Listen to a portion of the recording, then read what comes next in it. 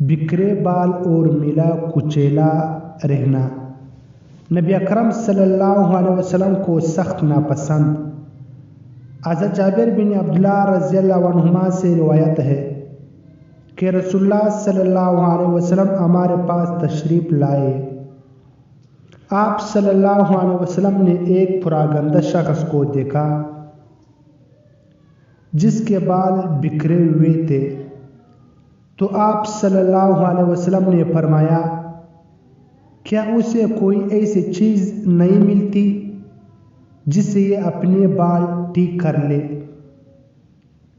اور ایک دوسرے شخص کو دیکھا جو ملے کپڑے پہنے ہوئے تھا، تو آپ صلی اللہ علیہ وسلم نے فرمایا، کیا اسے پانی نہیں ملتا جس سے اپنے کپڑے دھو لے؟ سنن ابی داؤد حدیث نمبر 4064۔